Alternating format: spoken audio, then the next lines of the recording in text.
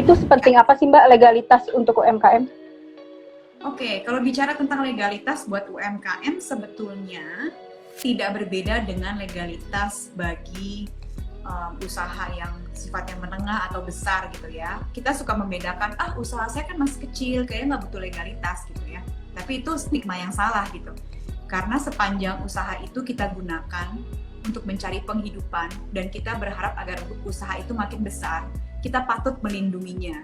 Dan cara untuk melindunginya, mau skalanya kecil, besar, mikro, adalah dengan bergandengan dengan legalitas gitu.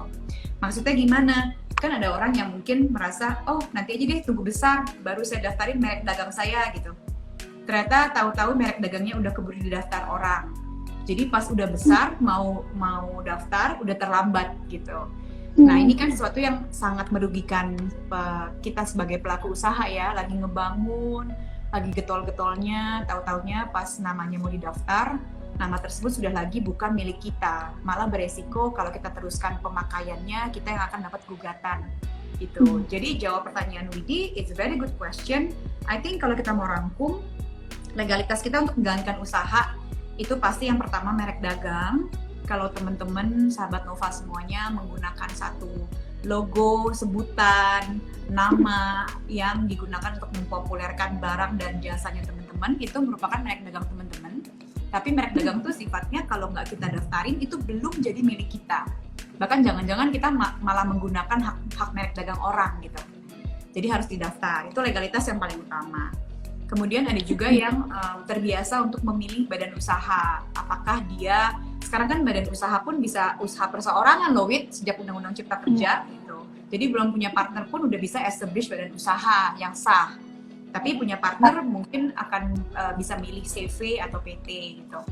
Terus kita ngurusin perizinan, kan sudah dengar ya dari 2018 udah mulai establish satu sistem namanya online single submission.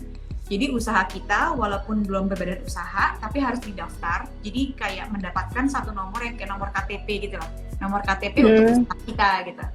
Nah ini juga mulai sangat gencar digalakan, Jadi kalaupun kita buka istilahnya kedainya atau tokonya itu di sebuah e-commerce, di sebuah marketplace, itu sudah mulai diminta surat izin bernama NIB ya, nomor induk berusaha gitu, NIK atau KTP dari usaha gitu.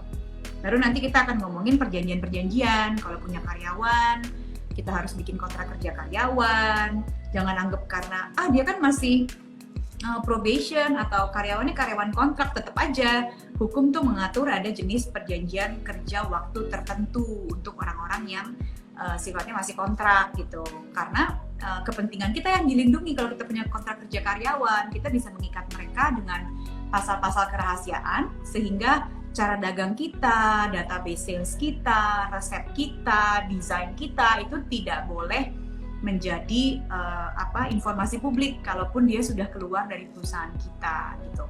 Kalau kita punya partner nanti kita akhirnya bikin kontrak kerja sama dengan partner, kayaknya kontrak tuh udah lumayan lumrah lah ya. Mungkin sahabat Nova juga udah dengar karena udah sering dapetin dari pihak yang lebih besar, tahu-tahu suruh tanda tangan kontrak gitu. Nah, paling tidak 5 aspek inilah yang kita bisa bahas seputarannya hari ini, karena betul-betul lekat dengan legalitas untuk melindungi usaha UMKM.